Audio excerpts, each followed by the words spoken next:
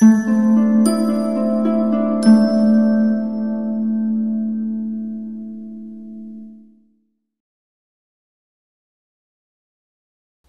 के पिता मियादी बुखार से बीमार पड़े थे और ईश्वर दत्त कभी कभी टेलीफोन पर डॉक्टर को बुलाया करता था। उसी से शेखर ने टेलीफोन के बारे में कुछ जानकारी हासिल की थी। उसे जान पड़ रहा था कि जो उसे अन्यत्र नहीं मिला वह टेलीफोन द्वारा शायद मिल जाए, क्योंकि टेलीफोन में नयापन था, रहस्य था। देखिए, ये उस समय की बात है जब लैंड फ़ोन हुआ करते थे। उस समय मोबाइल फ़ोन वगैरह था नहीं और बालक शेखर को लगा कि टेलीफोन एक रहस्यमयी चीज़ है जिसमें कुछ थ्रिलिंग हो सकता है। पिता बीमार थे, इसलिए जब दफ्तर बंद होता था तब जमादार सब दरवाजे बंद करके चाबी शेखर को दे देता था कि पिता के पास पहुंचा दे। वह चाबी दफ्तर की नहीं, शेखर के रहस्य लोक की चाबी थी। करीब 5 बजे थे। दफ्तर बंद हो गया था। चाबी शेखर के हाथ में थी। जमादार चला गया था। शेखर ने दफ्तर का द्वार खोला और सीधा पिता के कमरे में गया।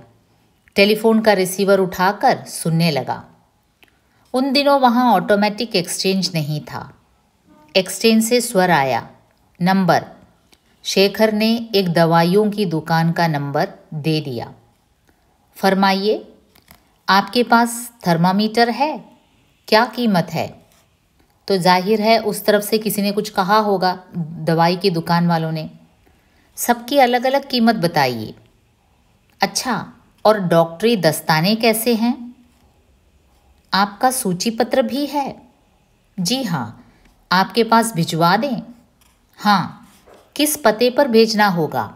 अब देखिए, मेडिकल स्टोर वाले ने फ़ोन उठाया और शेखर यूं ही कुछ सवाल पूछता गया और अंत में मेडिकल स्टोर वाले ने कहा, अच्छा, मैं अपना जो सूची पत्र है, जो भी चीज़ें हमारे स्टोर में है, उसका जो लिस्ट है हम आपको भेज देते हैं। अपना एड्रेस बताइए।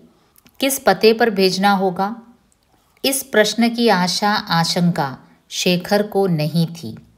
उसे यह बताया गया था कि जिसे फ़ोन किया जाए उसे करने वाले का नंबर तब तक नहीं ज्ञात होता जब तक कि स्वयं न बताया जाए, और इसी विश्वास के आधार पर उसने फ़ोन करने का साहस किया था। यह प्रश्न सुनकर वह एकाएक घबरा गया, समझ नहीं पाया कि क्या कहे। बोला, दफ्तर के पते पर, और रिसीवर लटकाकर भाग गया। अब देखिए, शेखर को यह टेलीफोन काफ़ी रहस्यमय लगा।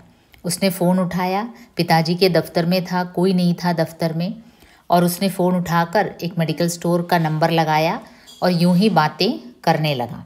और जब उसका एड्रेस पूछा गया तो वो रिसीवर रखकर भाग गया। दूसरी बार शेखर ने फिर चाबी प्राप्त करके दफ्तर खोला और टेलीफोन पर जाकर बैठ गया। अब कि उसने फायर स्टेशन को पुकारा।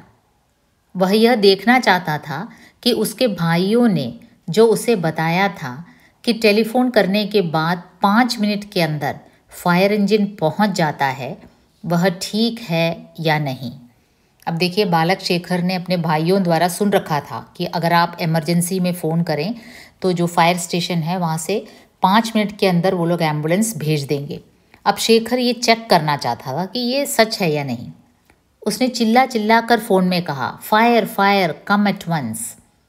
एक भारी सी आवाज़ ने पूछा, कहाँ? एकाएक शेखर को अपनी करतूत के फल का ध्यान आया। वह डर गया। अब कहाँ फायर है, उसे अपना एड्रेस बताना होगा, तो वो डर गया। उसने रिसीवर मेज पर रखा और जल्दी दफ्तर का दरवाज़ा बंद करके चाबी दे आया।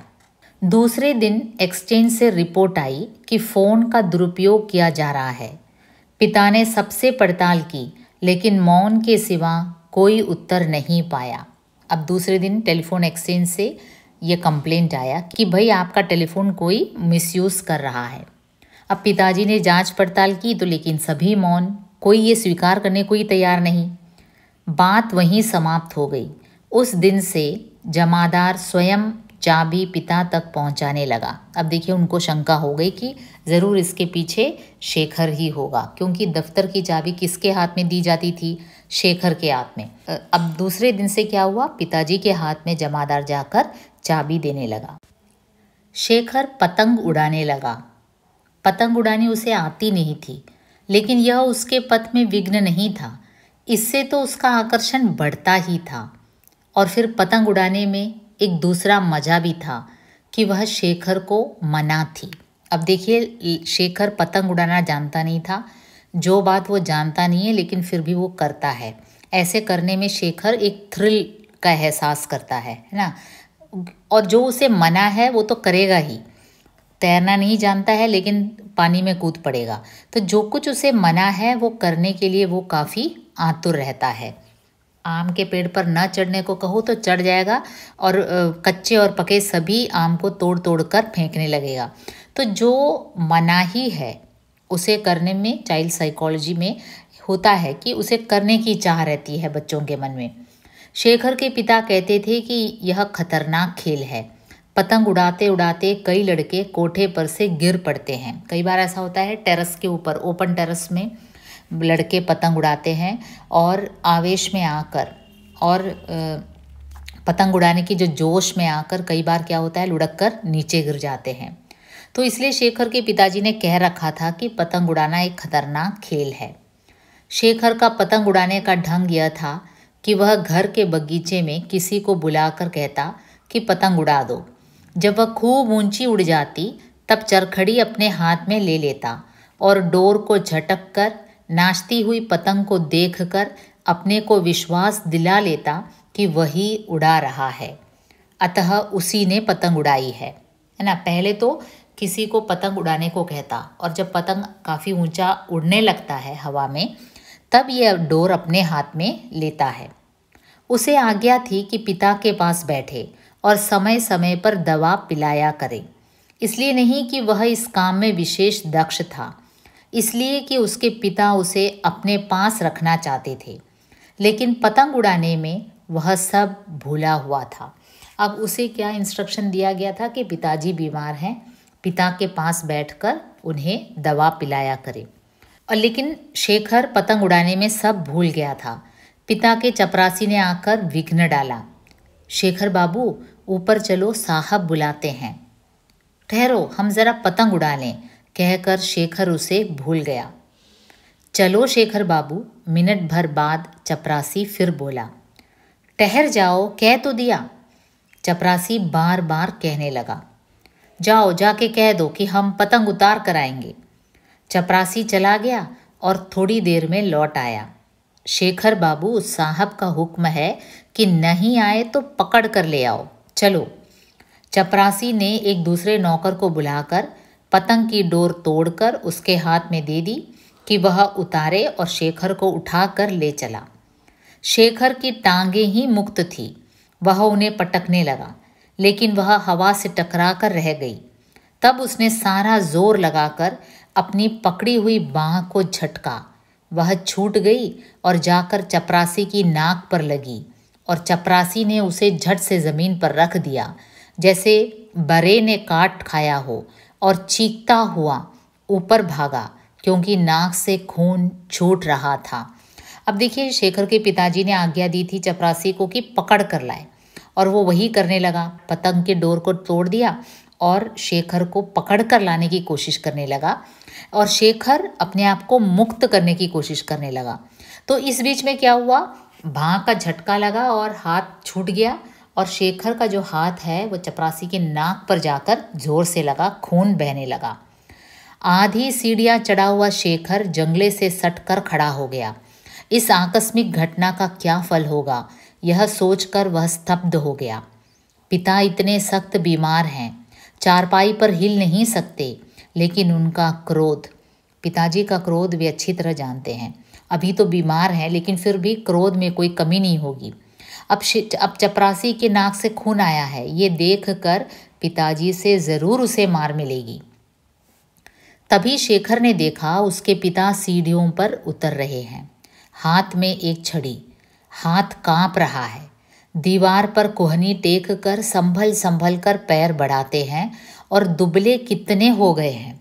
तो उस समय शेखर ने देखा उसके पिताजी काफ़ी दुबले नज़र आ रहे थे क्योंकि बीमार थे, लेकिन फिर भी उनके हाथ में छड़ी थी और क्रोध में कोई कमी नहीं थी। और उनकी आंखें न इधर देखती है न उधर, न छत की ओर न सीढ़ी की ओर, केवल शेखर पर स्थिर है। और उनके पीछे सीढ़ियों के ऊपर सरस्वती खड़ी है, जिसका मुख ऐसा हो रहा है कि पहचाना नहीं जाता, और उसकी मौन विस्फारित आँखें शेखर की आँखों पर जमी हुई कुछ कहना चाहती हैं, कुछ कह रही है जो वह मुंह से नहीं निकाल सकती। शेखर ने जान लिया कि उसे वहीं खड़े रहना है, हिलना नहीं है, सिर नहीं उठाना है, प्रतिवाद नहीं करना है, अपनी रक्षा नहीं करनी है। अब शेखर समझ गया पिताजी काफ़ी बीमार हैं, चल भी नहीं पा रहे हैं, लेकिन उसे मारने के लिए आ रहे हैं। अब ऐसे में और दिक्कत नहीं पैदा करना है, उसे भागना नहीं है, वहीं खड़े होकर मार खाना है, क्योंकि गलती आखिर उसकी है। वह खड़ा रहा, 6 बार छड़ी उठी और गिरी। 6 बार शेखर के शरीर में एक रोमांच सा हो आया, पर वह हिला नहीं। छड़ी रुक गई। पिता ने एक तीखी दृष्टि से शेखर के मुख की ओर देखा। केवल चपरासी वहीं खड़ा रह गया, जिसे यह घटना समझ नहीं आई, लेकिन जो न जाने क्यों लज्जित हो गया। शेखर ऊपर नहीं जा सका। थोड़ी देर बाद जब सरस्वती ने आकर कहा, शेखर चपरासी को कहो डॉक्टर को ले आए, तब वह नहीं पूछ सका कि क्या हुआ है, क्योंकि पिताजी एक तो बीमार पड़े थे, ऊपर से उनका गुस्सा इतना अधिक हो गया, उन्हें पीटना पड़ा अपने बेटे को, तो उनकी बीमारी और खराब हो गई। 2 घंटे बाद पिता ने शेखर को ऊपर बुलाया सुलह करने के लिए। वे कभी क्षमा नहीं करते, क्षमा छोटे को किया जाता है। जिस प्रकार क्रोध में वे छोटे को छोटा नहीं समझते, उसी प्रकार क्रोध के उतरने पर भी कितनी स्वच्छ एहसान के भाव से मुक्त, कितनी विशाल सर्वव्यापी होती है उनकी उदारता। इसीलिए शेखर पिटकर भी उन्हें पूछता है।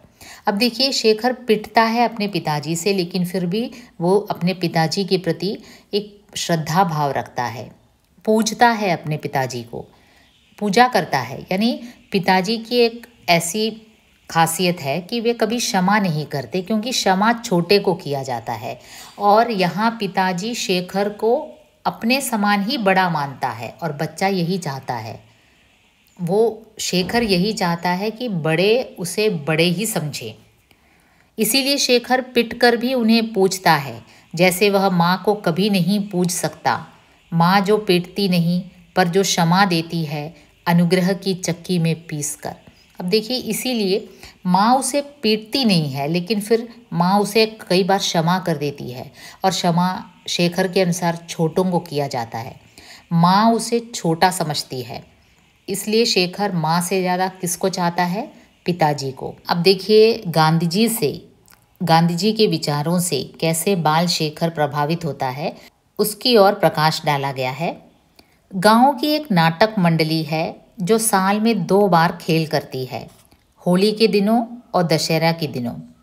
शेखर के पिता बड़े आदमी हैं, उस गांव के पड़ोस में रहने वाले सबसे बड़े आदमी। इसीलिए स्वाभाविक है कि उनकी आशीर्वादपूर्ण अनुमति मांग कर खेल किया जाए। वे स्वयं तो नहीं जाते, किंतु सत्य हरिश्चंद्र का खेल है, इसलिए लड़कों को जाना मिल गया। दृश्य आते हैं और चले जाते हैं, और शेखर की विवेक बुद्धि को, विवेचन शक्ति को साथ ले जाते हैं। अब देखिए, बालक शेखर बचपन में जो नाटक देखता है सत्य हरिश्चंद्र, तो ये जो नाटक जो है, या फिर जो लिटरेचर है, या फिर फिल्म है, गाने हैं, सभी हमें प्रभावित करते हैं। खास करके जब बच्चा छोटा होता है, तो ये जो दृश्य हैं शेखर की विवेक बुद्धि पर असर डालती है, उसकी विवेचन शक्ति पर असर डालती है। वह मुग्ध, विश्वासी, परिणत बैठा रहता है और देखता जाता है, तो ये सब उसे प्रभावित करता है। उसी समय असहयोग की एक लहर आई और देश उसमें बह गया। शेखर भी उसमें बहने की चेष्टा करने लगा, और जब नहीं बह पाया, तब हाथों से खेकर अपने को बहाने लगा। तो वो उस समय भारत की परिस्थितियाँ ऐसी थी कि असहयोग आंदोलन, ओके, नॉन कोऑपरेशन मूवमेंट जो हमने पढ़ रखा है हिस्ट्री में ब्रिटिश वालों के खिलाफ, तो उसकी एक लहर आई। उसने विदेशी कपड़े उतार कर रख दिए, जो 2-4 मोटे देशी कपड़े उसके पास थे वही पहनने लगा। अब देखिए बाल शेखर के मन में भी अपने देश के प्रति एक भावना जागृत हुई। तो वो उस समय क्या था, विदेशी कपड़ों को त्यागने का चलन था। तो शेखर ने भी अपने विदेशी कपड़े उतार कर रख दिए, 2-4 जो मोटे देशी कपड़े उसके पास थे वही पहनने लगा। बाहर घूमने मिलने जाना उसने छोड़ दिया, क्योंकि इतने देशी कपड़े उसके पास नहीं थे कि बाहर जा सके। अब देखिए उसके पास ज़्यादातर विदेशी कपड़े ही थे, लेकिन अब बालक के मन में राष्ट्र के प्रति एक खास भावना जागृत हुई और विदेशी के प्रति एक घृणा पैदा हुई। तो उसने अपने विदेशी कपड़े त्यागना शुरू कर दिया। तो ऐसे में क्या है, बाहर घूमना आना जाना कुछ बंद हो गया, कुछ कम हो गया, क्योंकि उसके पास उतने देशी कपड़े नहीं थे कि बदल बदल कर पहनकर बाहर जाए। प्रायः दोपहर को वह ऊपर की एक खिड़की के पास जाकर खड़ा हो जाता और बाहर देखा करता। कभी दूर से जब बहुत से कंठों की समवेत पुकार उस तक पहुंचती, गांधी का बोलबाला दुश्मन का मुंह हो काला, तब उसके प्राण पुलकित हो उठते और वह भी अपनी खिड़की से पुकार उठता, गांधी का बोलबाला दुश्मन का मुंह हो काला। अब देखिए जब ये नारे वो सुनता तो वो भी ये कह उठता कि गांधी का बोलबाला हो दुश्मन का मुंह, यानी विदेशी अंग्रेज़ों का मुंह काला। इससे आगे वह जा नहीं सकता था। घर से अनुमति नहीं थी, लेकिन अनुमति का न होना ही तो एक अंकुश था जो निरंतर उसे कोई मार्ग ढूंढने के लिए प्रेरित किया करता था। अब देखिए वो अपनी खिड़की से ये सब देखता था, नारे देखता था और पुलकित होता था, लेकिन घर से बाहर रास्ते पर आकर गांधी जी का बोलबाला का नारा लगाना, उसके लिए उसके पास अपने पिताजी की अनुमति नहीं थी। अब शेखर क्या है, पिताजी जो मना करते हैं उसे करने के लिए उसके मन में एक ललक रहती है हमेशा। तो वो मार्ग ढूंढने लगता है कि कैसे वो इस स्वतंत्रता आंदोलन में भाग ले। माँ के अतिरिक्त सब लोग बाहर गए हुए थे। माँ ऊपर कोठे पर बैठी हुई थी। शेखर ने घर के सब कमरों में से विदेशी कपड़े बटोरे और नीचे एक खुली जगह ढेर लगा दिया। फिर लैंपें लाकर उन पर मिट्टी का तेल उड़ेला और आग लगा दी। अब देखिए बालक शेखर क्या करता है, एक अवसर पाकर उसने देखा कि घर में और कोई नहीं है, केवल माँ है और माँ ऊपर कोठी पर बैठी है। तो शेखर ने क्या किया, परिवार में जितने भी विदेशी कपड़े थे उन सभी को इकट्ठा करके एक जगह डाल दिया और केरोसिन डालकर उसमें आग लगा दी। आग एकदम भभक उठी। शेखर का आह्लाद भी भभक उठा। वह आग के चारों ओर नाचने लगा और गला खोलकर गाने लगा, गांधी का बोलबाला दुश्मन का मुंह हो काला। अब देखिए अपने ही घर के सभी विदेशी वस्त्र वो जला डालता है और चीख चीख कर ये कहने लगता है, गांधी का बोलबाला दुश्मन का मुंह हो काला। थोड़ी ही देर में माँ आई और थोड़ी देर में शेखर के गाल भी मानो विदेशी हो गए, जलने लगे। अब देखिए उसे इतनी मार मिली क्योंकि घर के जो विदेशी कपड़े थे सभी तो इसने जला दिए और घर के अंदर ही आग लगा दी। तो उसके गाल पर ऐसी मार पड़ी कि उसके गाल एकदम लाल विदेशी कपड़ों की तरह जलने लगे। शेखर के मन में विदेशी मात्रा के प्रति घृणा हो गई। उसने देखा कि हमारी नस नस में विदेशी का प्रभुत्व ही नहीं, आतंक भरा हुआ है। अब शेखर के मन में ये बैठ गया कि मुझे विदेशियों से घृणा है। उसने देखा कि भारतीयों के नस नस में विदेशी का प्रभुत्व है, एक इन्फीरियरिटी कॉम्प्लेक्स है, विदेशियों के सामने हम अपने आप को कम समझ रहे हैं। उसे पुरानी बातें भी याद आई और नई भी। वह देखने लगा। उसे यह भी ध्यान हुआ कि पिता उसे घर में भाइयों से अंग्रेजी में बात करने को कहा करते हैं। यह भी कि वह शैशव से अंग्रेजी बोलना जानता है पर हिंदी अभी सीख रहा है। अब देखिए वो थोड़ा जब बड़ा हो गया, उसकी विवेचन बुद्धि विकसित हो गई, तो वो सोचने लगा कि मेरे परिवार में ही देखो भाई, मेरे पिताजी मुझे हमेशा इंग्लिश में बात करने को प्रेरित करते हैं। मेरे और मेरे भाइयों के बीच जो भी संवाद होता है, पिताजी ये भरसक ध्यान रखते हैं कि हम इंग्लिश में बोलें। और मैं भारत में जन्मा हूँ और हिंदी अभी सीख ही रहा हूँ। उसकी पहली आया ईसाई थी और अंग्रेज़ी ही बोलती थी। अब देखिए, इसकी पहली आया क्रिश्चियन थी, हमेशा इंग्लिश बोलती थी, तो जानबूझकर पिताजी ने क्रिश्चियन आया को रखा ताकि बच्चे इंग्लिश बोलें। उसका पहला गुरु जिसके साथ उसे दिन भर बिताना होता था, एक अमेरिकन मिशनरी था जो पढ़ाता चाहे कुछ नहीं था, दिन भर अंग्रेजी की शिक्षा तो देता था।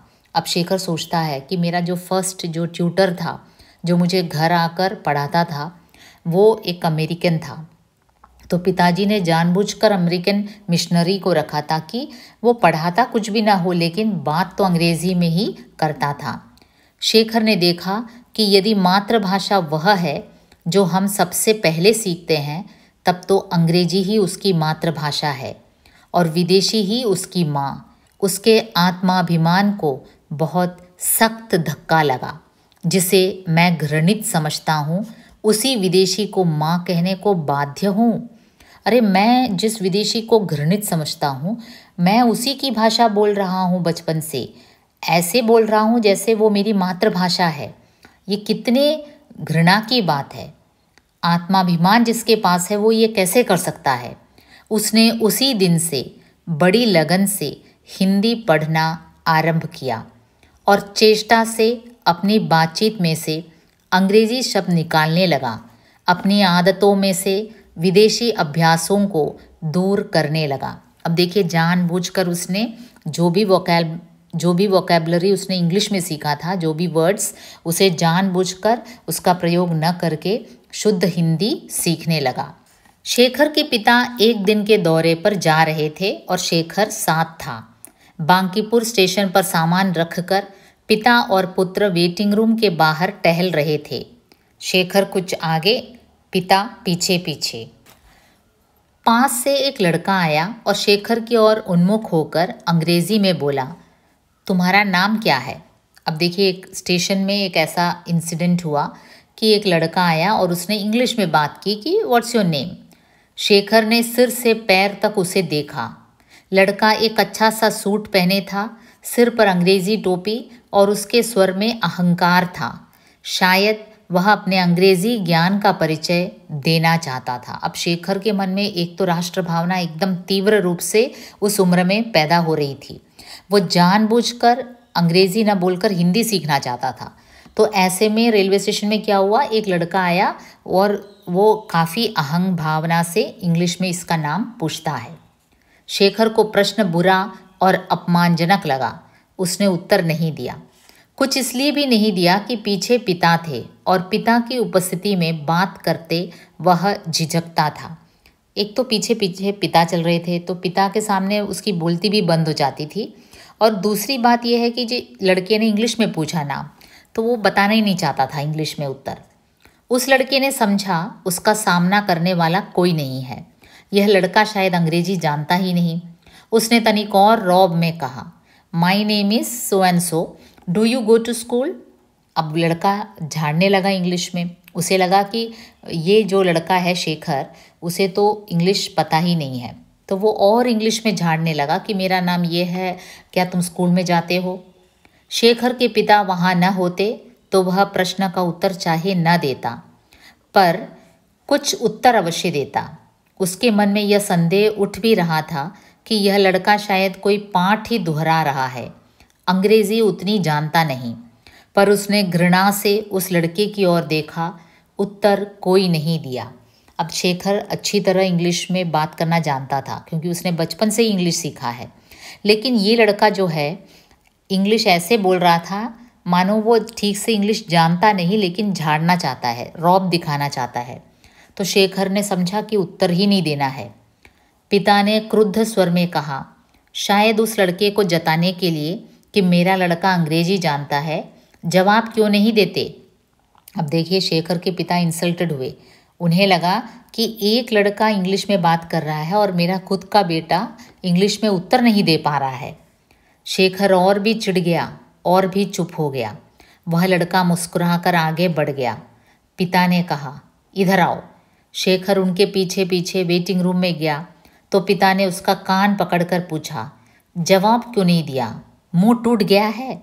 अब देखिए पिताजी एकदम गुस्सा हो गए और वेटिंग रूम में जाकर इसके कान मरोड़ कर पूछते हैं कि तूने जवाब क्यों नहीं दिया? क्या तेरा मुंह टूट गया है? तभी ट्रेन आ गई और शेखर कुछ उत्तर देने से या उत्तर न देने की गुस्ताखी करने से बच गया। तो उस समय ट्रेन आ गई और उन्हें ट्रेन पर जाना था तो चढ़ गए। दूसरे दिन घर पर पिता ने माँ से कहा, हमारे लड़के सब बुद्धू हैं, किसी के सामने तो बोल नहीं निकलता।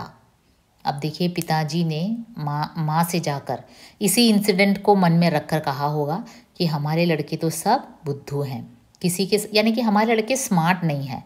कोई अंग्रेज़ी में एक सेंटेंस पूछे तो उत्तर नहीं दे पाता है तो बुद्धू हैं एकदम। शेखर ने सुन लिया।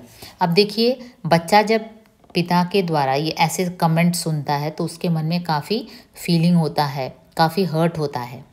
अपने ही जब अपने बारे में कहते हैं तो ज़्यादा दुख होता है। तो शेखर ने ये सुन लिया।